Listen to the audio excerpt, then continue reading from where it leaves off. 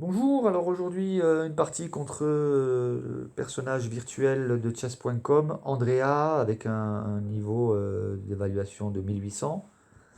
Alors on m'a écrit pour me demander d'être encore plus explicite dans mes explications, d'être plus détaillé dans mes explications.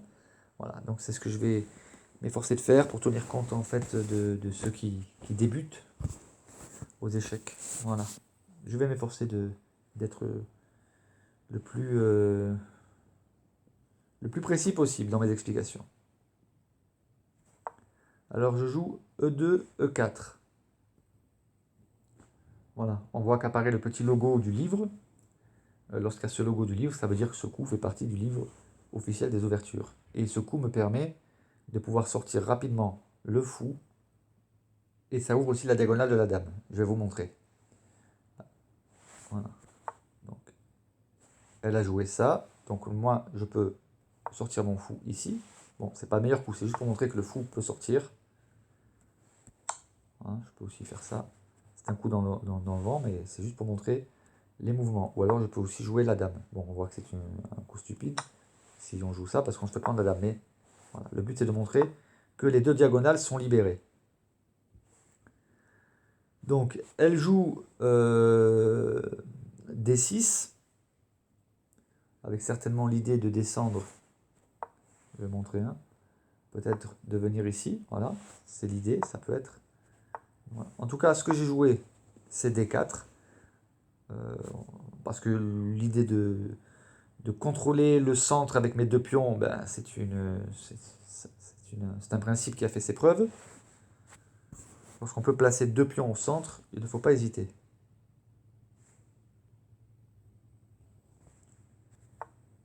Développement du cavalier en F6. C'est un coup logique.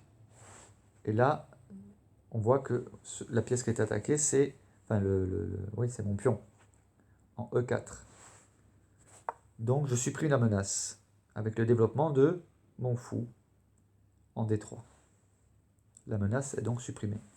On voit qu'elle disparaît dès que je mets mon fou en soutien sur la case D3. Ce coup-ci, c'est mon pion en D4 qui est attaqué. Et je décide de supprimer la menace. On voit bien que je supprime la menace en développant mon cavalier en F3. Bon, le meilleur coup conseillé aurait été, d'après l'application, ce coup. Parce qu'on voit l'étoile, ça veut dire que c'est le meilleur coup qui est joué. Donc pion en C3 aurait été le meilleur coup, mais le développement du cavalier est un coup excellent. Lorsqu'il y a le pouce, cela signifie que le coup est excellent. Elle continue avec une double attaque sur mon pion D4. On voit que du coup là mon pion est attaqué à la fois par le cavalier et par le pion en E5. Et voilà, j'aurais pu remédier à ce problème en jouant ce coup, qui est le meilleur d'ailleurs, mais j'ai préféré jouer un coup plus offensif. Une attaque directe sur le cavalier, on voit que c'est un coup qui est excellent. Voilà, elle place son cavalier en B4. Et je décide de contre-attaquer, de pousser le cavalier à prendre une décision. Voilà. C'est le meilleur coup qui est joué. Et je prends. Alors, j'aurais dû reprendre, le meilleur coup, ça aurait été de reprendre avec la dame. Pour ensuite pouvoir remonter mon pion en C2, en C4, etc. Mais j'ai préféré jouer voilà, un doublage de pion au centre. Voilà. C'est un coup qui est excellent, ceci dit. Voilà. Elle joue un coup de développement. Et là, je joue un coup offensif. Alors, ça aurait été mieux de jouer un coup de développement plutôt qu'un coup de développement du cavalier, plutôt que de jouer ce coup. Alors, c'est un bon coup, c'est pas un mauvais coup, mais c'est pas le meilleur coup. En tout cas, c'est ce que j'ai joué. Parce que j'exerce un clouage. Voilà. Si elle enlève le cavalier, je prends la dame. Donc, c'est pour ça que c'est un clouage. Elle va supprimer le clouage, voilà, en mettant son fou derrière son cavalier. Ce qui fait que si je prends, elle prend, et c'est un échange de pièces pour rien. Voilà. Donc ce n'est pas intéressant. Donc moi j'ai continué. C'est un coup pas intéressant, mais dans la position qui est présente là, reculer, revenir en arrière, c'est pas le meilleur coup. Le meilleur coup aussi, c'était effectivement d'échanger les pièces. Mais sur le plan matériel, je n'ai absolument rien gagné. Donc je choisis de continuer mon développement. Hein, parce que les principes, je rappelle les principes, au jeu d'échecs, la feuille de route de démarrage, on va dire, placer ses pions au centre, en tenant compte bien évidemment du contre-jeu de l'adversaire, la sortie des cavaliers, des fous, et ensuite pouvoir roquer. Voilà, c'est la feuille de route de base, qu'on adapte au fur et à mesure que la partie avance. Voilà. Donc je joue ce coup de développement, mon cavalier en C3. Elle roque, je roque. Voilà. Le roi est les deux rois sont à l'abri. Voilà. Et là, elle lance l'offensive, avec une attaque directe sur l'aile roi. Alors c'est un coup, c'est un bon coup, mais c'est pas le meilleur coup. On va le voir, puisque ça va poser des complications par la suite. Voilà. Donc là, elle joue ce coup, C6, pion C6, qui est une imprécision.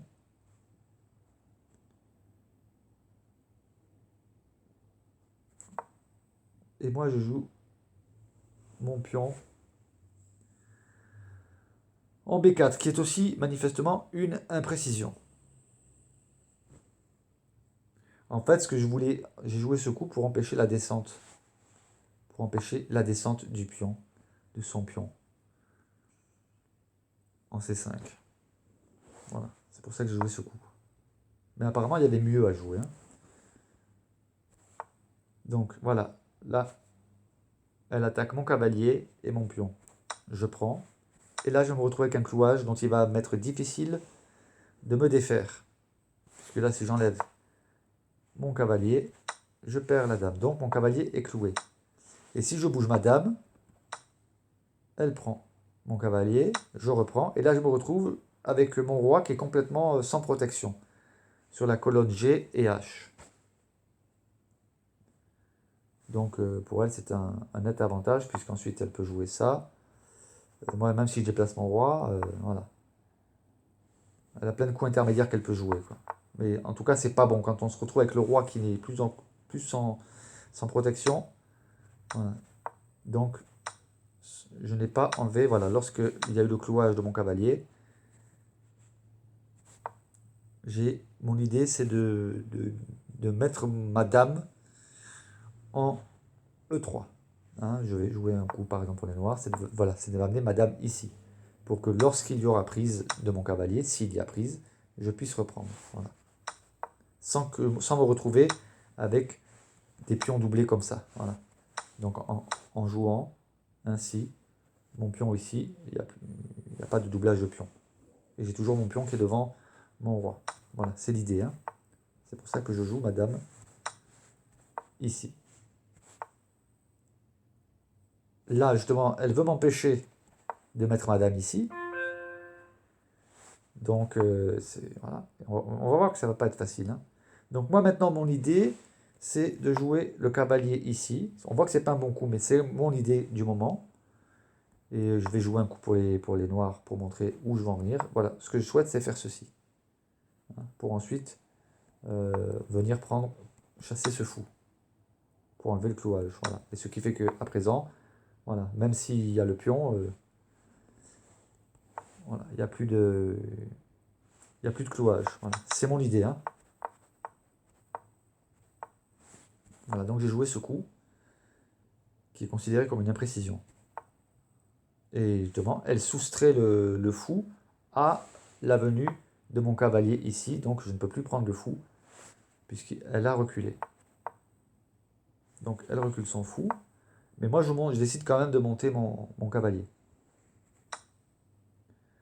Là ça m'arrange. C'est une erreur de sa part. Puisque du coup j'ai plus de problème de clouage. Voilà. Là par contre il va y avoir une dispute sur le contrôle de la colonne C.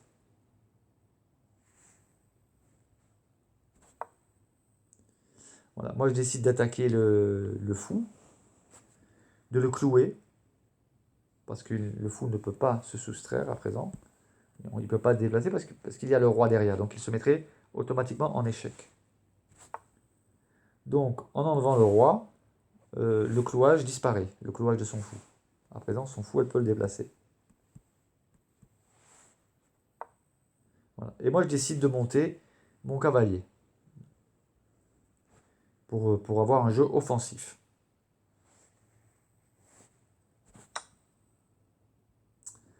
Elle décide de prendre mon pion. Et moi, là, voilà, je joue ce coup. Alors, je vais montrer pourquoi. On pourrait penser que c'est un coup stupide, puisqu'on se dit, oui, mais le pion était protégé par la dame. Ok. Mais si la dame prend, moi, je prends le fou. Parce que la pièce qui protégeait le fou, c'est qui? C'est la dame. Donc là, ce qui se passe, c'est que je donne mon cavalier, je vais me prendre un pion. Et effectivement, d'ailleurs, c'est ce qu'elle va jouer. Elle prend mon cavalier, et là, je prends le fou. Et quand on fait le bilan, ben, j'ai récupéré le pion perdu, parce que j'avais un pion de retard. Hein. Donc là, j'ai pu récupérer mon pion perdu. Parce que là, j'ai pris un fou et un pion contre un cavalier. Voilà. Donc j'ai rééquilibré, on peut dire que j'ai rééquilibré ma position. Attaque directe sur ma dame. Voilà, je décide de contre-attaquer. Avec une menace directe sur le pion en F7. Et en même temps, en mettant ma dame ici, je protège mon pion. Voilà. Qui ne peut plus être pris. Ou du moins s'il est pris, il y aura un échange et je ne perds rien. Voilà. Donc, elle propose l'échange des dames. Et là, je prends. C'est le meilleur coup à jouer d'ailleurs, on voit. On voit clairement, il y a l'étoile, c'était le meilleur coup à jouer. Et là, j'attaque deux pièces, en fait deux pions. Mais comme il va y avoir l'échange, voilà. À présent, je place ma tour sur la colonne C, qui est un coup excellent. Et là, l'idée, c'est que si elle prend, je prends, et c'est moi qui contrôle la colonne C, mais elle ne va pas prendre. Bien évidemment, elle ne va pas prendre, elle va pas tomber dans le piège, quoi. Alors, lorsque je mets ma tour en C1, elle active son roi. Alors moi, l'idée que j'ai ici, c'est de jouer la montée des pions.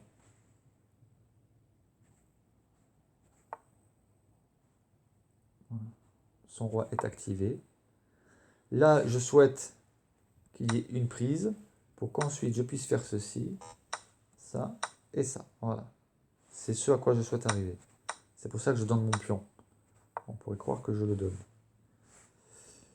Mais j'ai calculé que si elle prend, je prends, elle prend, et je récupère le pion. Et si elle vient attaquer ici, je protège mon pion. Voilà, c'est ce que j'ai calculé. Bon, manifestement, c'était pas le meilleur coup, mais c'est quand même ce que j'avais calculé dans mon petit cerveau.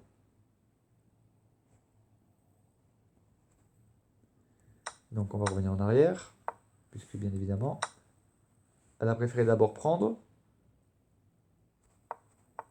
Ouais. Donc lorsque j'ai joué ça, elle a d'abord pris. Donc là maintenant j'ai le contrôle sur la colonne C.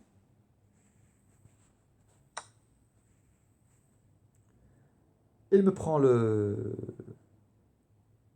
pion.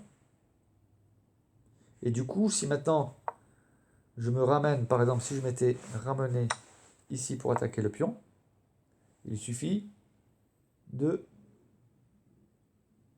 le protéger de la sorte. Et si je monte ici, elle peut attaquer là. Et mon pion n'est plus protégé, il n'est plus protégeable. Vous voyez? Donc ça, j'avais calculé. Donc on va revenir en arrière. Voilà. Après que j'ai joué ce coup, elle a pris, j'ai pris. Elle me prend mon pion. Et là, je monte ma tour sur la 7e rangée. C'est un thème tactique récurrent dans la théorie aux échecs. Sauf que voilà, c'est pas le meilleur coup. Le meilleur coup aurait été, voilà, E prend D5. E4 prend D5. Voilà. Ça aurait été le meilleur coup. Mais ce n'est pas ce que j'ai joué, donc j'ai monté ma tour. Et elle va proposer l'échange des tours. Voilà. Et là, c'est pas le meilleur coup. C'est même une erreur. Voilà. Je me suis dit, allez, je fais l'échange. Mais on va voir que ça va être une finale de pion. Ça va être chaud, quoi. Donc elle prend. Là, je prends. Donc c'est le meilleur coup. Ok. Et là maintenant, mon idée, je me dis, bon voilà. Par contre, elle a un pion de plus. Donc théoriquement, là, j'ai la partie perdante, normalement. Normalement, je peux pas gagner. Elle a 3,64 en positif pour les noirs. Donc là, bah, je vais essayer de lui prendre son pion, hein. Alors là, je me suis bien débrouillé dans la gestion de la crise. Voilà. Je veux empêcher son roi de descendre, d'attaquer mes pions qui sont sur les colonnes B et A. Donc voilà. Par contre, voilà, elle a du contre-jeu. Donc moi, je joue des coups d'attente, on va dire, hein.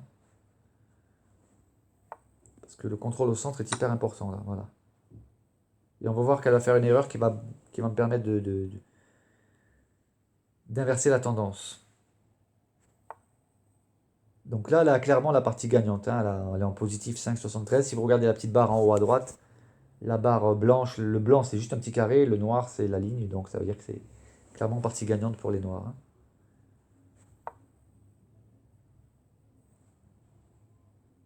Donc moi je me prépare à aller descendre, empêcher la promotion. Voilà, et ça c'est une erreur de sa part. C'est la gaffe, c'est plus qu'une erreur, c'est carrément une gaffe. Là ce qu'elle aurait dû jouer c'est ça. Et moi si je pars sur le côté, elle descend. Ah non, elle commence d'abord par prendre mon pion ici, hein. Moi si je joue ça, ça c'est pas le meilleur.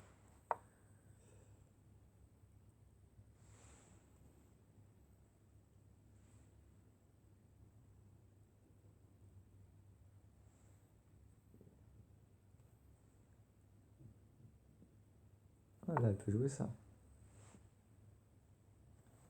Et moi si je monte, elle prend. Et d'une manière ou d'une autre, là je suis cuit. Parce que si je pars sur la droite et descends sur la gauche, et si je prends le pion, ben là je peux plus empêcher la promotion. Voilà. Voilà. Et là il y a promotion dame, et je suis mort. D'accord. Voilà. Et si je pars sur la droite, elle descend sur la gauche, et là je ne peux plus empêcher la promotion. Donc, voilà. Donc là c'était mort pour moi, si elle avait bien joué. Si elle n'avait pas commis cette erreur. On va revenir à la position. Voilà. Donc lorsque j'ai joué ceci, elle a joué là. Et là c'était une erreur. Là je me suis dit c'est bon, je peux gagner. Là il y a de quoi faire, quoi. Et là je choisis la montée en promotion. Elle se prépare à descendre. Ok, moi je veux empêcher la promotion. Voilà, deuxième erreur. Elle aurait dû monter ici, plutôt que d'être à gourmande et de capturer mon pion. Parce que là, si je fais ça,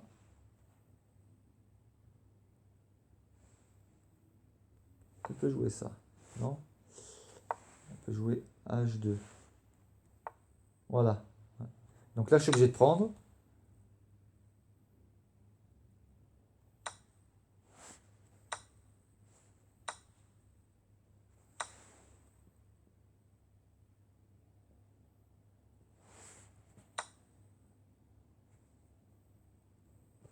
Et là, elle peut jouer A6. Et moi, si je monte, c'est mort. Voilà. Et après, le pion ne peut plus aller promotion. Et après, il essaie de remonter. Elle peut descendre là. Non, elle prend là. Si je prends, elle descend. Voilà. Et si moi j'essaie d'aller sauver mon pion, c'est mort. Parce que là, elle peut attaquer là, éventuellement. Oula. Ce qui fait que moi, je suis obligé de monter. Et un échec, je suis obligé de dégager là. Elle joue ça. Et là, je suis mort. Parce que là, je perds mon... Voilà. Donc, en fait, j'ai la partie perdante. On va montrer ce qui a été joué. Voilà, ça, c'était son erreur. Parce que maintenant, elle ne peut plus empêcher ma promotion. Voilà. Donc là, je vais empêcher sa promotion. Enfin, elle fait sa promotion, mais elle la perd. Voilà. Et là, je monte à dame. Voilà, échange de pion d'abord. Et puis, je monte à dame. Voilà. Et là, maintenant, j'ai la partie clairement gagnante. Peu importe, enfin peu importe, faut vraiment que je me fasse bouffer la dame bêtement, que je lui donne ma dame à capturer, mais sinon, voilà, je ramène mon roi, je fais razzia, je prends le contrôle de la colonne où il y a son pion. Voilà, il faut surtout faire attention aux pattes, ne pas se retrouver pattes, c'est-à-dire partie nulle. Voilà. Moi, je vais doucement, mais sûrement. Voilà. Voilà. Et là, là c'est un thème. Le roi est enfermé sur la dernière rangée. Il est reclus. Et prochain coup, voilà, échec et mat. Voilà, j'espère que cela vous aura apporté quelques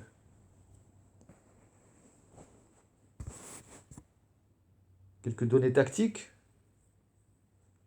N'hésitez pas à faire part dans les commentaires de vos suggestions, de vos remarques. Voilà, voilà. Avant, peut-être regarder quand même le rapport de partie. Voilà, avec la précision de jeu. Donc j'ai joué à 87,4% de précision de jeu contre elle 84%. 84,4%. J'ai joué 36 meilleurs coups, elle en a joué 41. J'ai joué 14 coups excellents, elle en a joué 12. J'ai joué 8 bons coups, elle en a joué 2. J'ai joué 3 coups théoriques, elle en a joué 2. J'ai 4 imprécisions, elle en a 3. J'ai une erreur, elle en a une. J'ai pas de gaffe et pas de gain manqué. Et elle a 3 gaffes. Voilà. Voilà pour l'analyse. Au plaisir.